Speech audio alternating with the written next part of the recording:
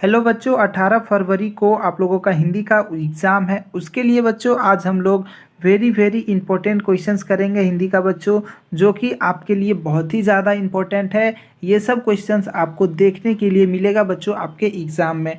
ठीक है बच्चों, हम आपके लिए सभी सब्जेक्ट का वीवीआई क्वेश्चंस करा रहे हैं बच्चों, इसलिए आप हमारे चैनल को सब्सक्राइब करके वीडियो को लाइक कर दीजिए और वीडियो को आप अपने दोस्तों में शेयर कर दीजिए बच्चों।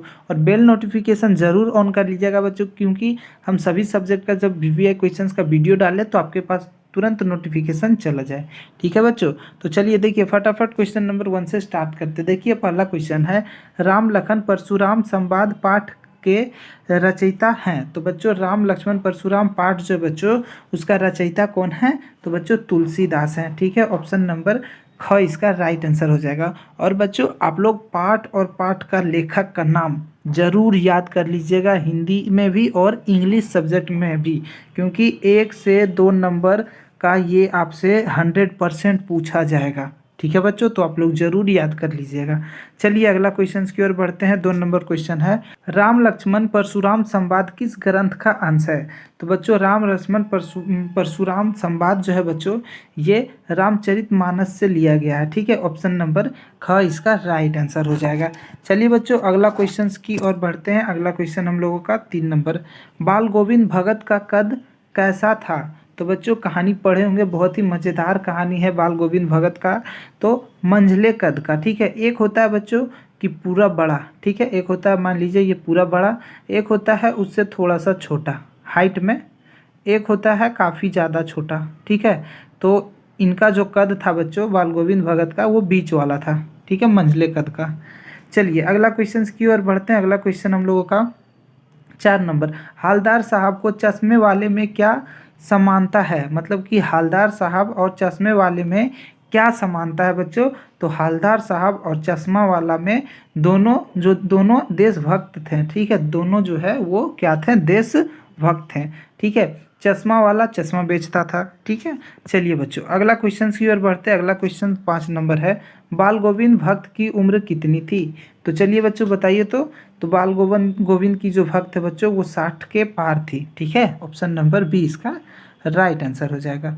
चलिए अगला क्वेश्चन की ओर बढ़ते हैं। 6 नंबर क्वेश्चन है, चश्मा वाले को देखकर हालदार साहब चक्कर में क्यों पड़ गए? मतलब कि चक्कर में क्यों पड़ गए हालदार साहब? जब चश्मा वाला को जब हालदार साहब ने देखा तो वो एकदम सोचे ये क्या है, जैसे कि मतलब उन्हें देखकर पूरा ये हो गया, क्योंकि हाँ चश्मा वाला जो था वो एक बूढ़ा मरियल लंगड़ा आदमी था। ठीक है, जो कि देशभक्त था।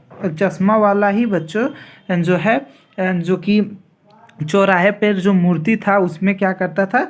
चश्मा जाकर लगाता था। इसलिए ये दृश्य देखकर हालदार साहब बहुत ही चक्कर में आ गए। ठीक है, कि इतने बूढ़ा इंसान है, मरियल है, उसमें भी देश के प्रति अच्छी भावना है, देशभक्त है, देश के बारे में सोचता है। ठीक है, देखिए 7 नंबर, नेताजी की मूर्ति कहाँ पर लगाई गई थी?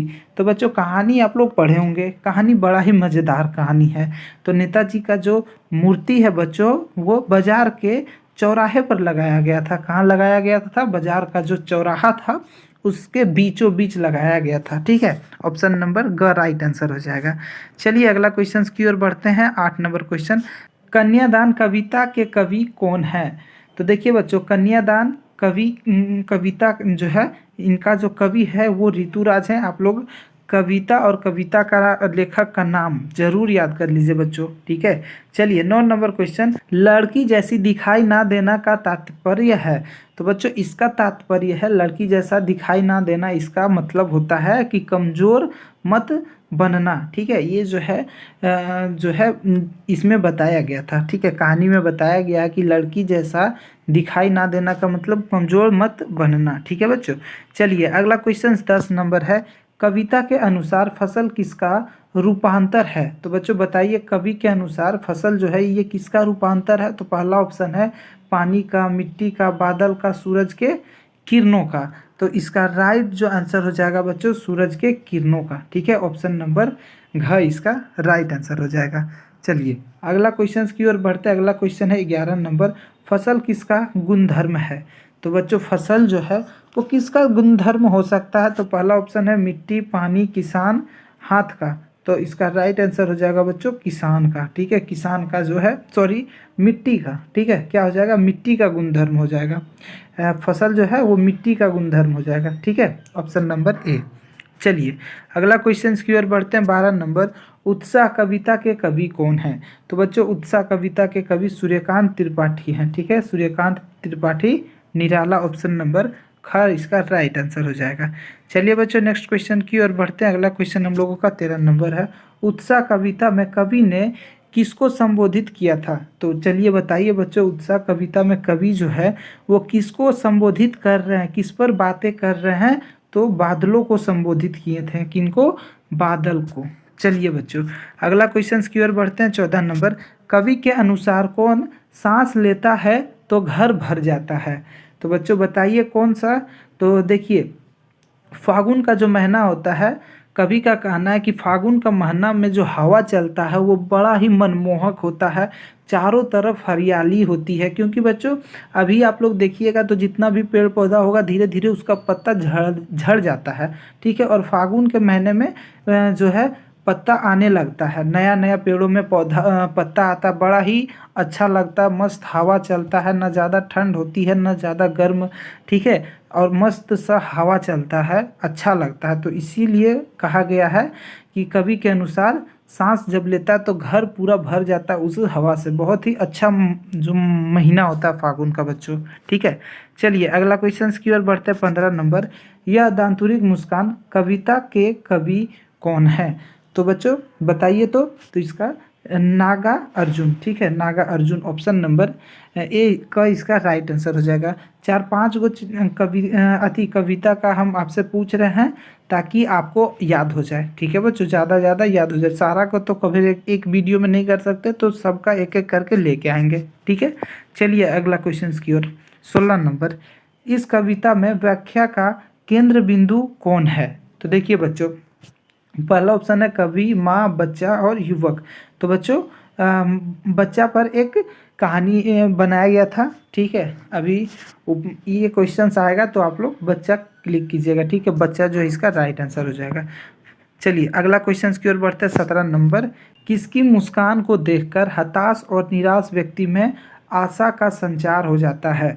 तो बच्चों की मुस्कान देखकर, ठीक है, बच्चों की जो मुस्कान होती है वो बहुत ही मनमोहक होती है। 2 साल 3 साल का जो बच्चा होता है उसका मुस्कान बहुत ही मनमोहक होता है। घर में जिसके घरों में बच्चा होता है 2 साल 3 साल का, तो बाहर से जब पूरा हार के थक के निराश होकर आता है तो उसे देखने के बाद मतलब खुश हो जाता है इंसान। ठीक है, चलिए अगला क्वेश्चन की ओर बढ़ते हैं। मृतक में भी डाल देगी जान का क्या अर्थ है? यानी कि मृतक व्यक्ति में भी जान डाल देना का क्या अर्थ है? तो देखिए बच्चों, हताश और निराश व्यक्ति में भी खुशी ला देना। ठीक है, इसका अर्थ होता है कि हताश और निराश व्यक्ति में खुशी ला देना। ठीक है, चलिए बच्चों अगला क्वेश्चन की ओर बढ़ते हैं। 19 नंबर, कवि छाया छूने से क्यों मना करता है? तो बच्चों कवि जो है छाया छूने से इसलिए मना करता है क्योंकि इससे मन को दुगना दुख होता है। छाया का मतलब यहाँ कवि बोलता है कि बीता हुआ चीज़ों को याद करने से दुखी होता है या दुख इंसान हो जाता है। ठीक है, बीता हुआ कल अगर हम लोग सोचते हैं तो दुख होता है। ठीक है बच्चों, क्यों दुख होता है? चाहे वो अच्छा समय हो या बुरा समय हो, पीछे का चीज़ याद करने पे इंसान को दुखी ही होना पड़ता है। चलिए 20 नंबर क्वेश्चन है, चांदनी किसका प्रतीक है? तो चलिए बच्चों बताइए इसमें से चांदनी किसका प्रतीक है? प्रकाश का, ज्ञान का, शांति का, तो सुख की घड़ी की। ठीक है, सुख का जो समय होता है बच्चों उसे कवि ने चांदनी का प्रतीक कहा है। तो ऑप्शन नंबर डी इसका राइट आंसर हो जाएगा। चलिए अगला क्वेश्चन 21 नंबर, छाया से कवि का क्या आशय है? तो देखिए बच्चों छाया का मतलब क्या होता है?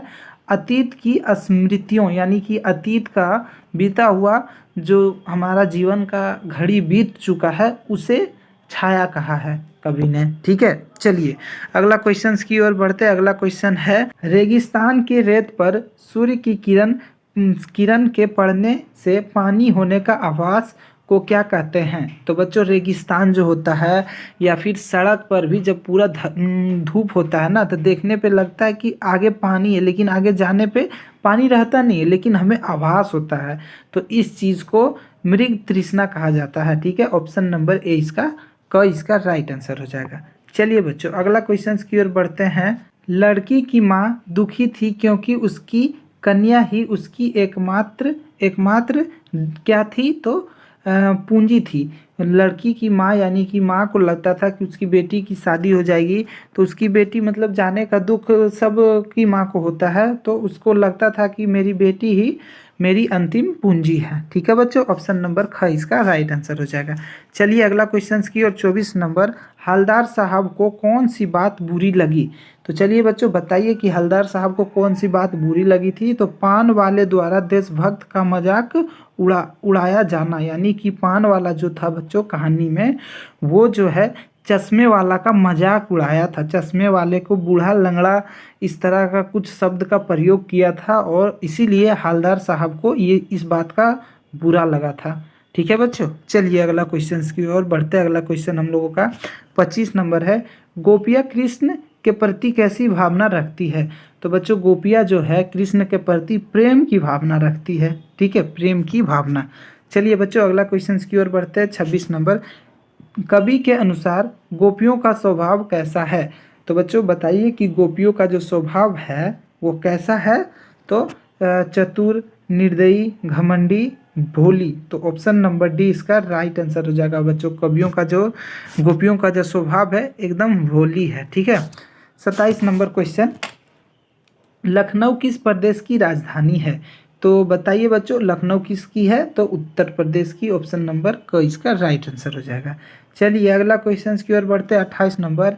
ट्रेन के किस क्लास में लेखक सफ़र कर रहा था? तो लेखक जो है ट्रेन के किस क्लास में? तो सेकेंड क्लास में। ठीक है, सेकेंड क्लास में। चलिए अगला क्वेश्चन की ओर बढ़ते हैं। 29 नंबर। फादर को याद करना लेखक के लिए कैसा संगीत सुनने जैसा अनुभव है? तो एकदम सा किस तरह का अनुभव? एकदम उदास और शांत स्वभाव के फादर बुल्के थे। ठीक है, शांत, उदास और शांत स्वभाव के। तो इसीलिए लेखक कहता है कि फादर बुल्के को याद करना कैसा संगीत सुनने के बराबर है? उदास और शांत। ठीक है। चलिए अगला क्वेश्चन हम लोगों का और लास्ट क्वेश्चन है। राष्ट्रभाषा के रूप में फादर किसे देखना चाहते थे? तो फादर जो है बच्चों राष्ट्रभाषा के रूप में हिंदी को देखना चाहते थे। ऑप्शन नंबर ग इसका राइट आंसर हो जाएगा। तो बच्चों अभी हमने आपको 30 VVI ऑब्जेक्टिव क्वेश्चंस कराए हैं बच्चों, और ये सभी क्वेश्चंस आपके लिए बहुत ही ज़्यादा इंपॉर्टेंट है। हम आपके लिए बच्चों सभी सब्जेक्ट का VVI क्वेश्चंस लेके आएंगे। ठीक है, तो आप हमारे चैनल को सब्सक्राइब कर लीजिए ताकि हम जब भी वीडियो बनाएं आपके पास तुरंत नोटिफिकेशन जो है बच्चों तुरंत आपके पास आ जाए। ठीक है बच्चों, चलिए फिर मिलते हैं नए वीडियो में, तब तक के लिए धन्यवाद।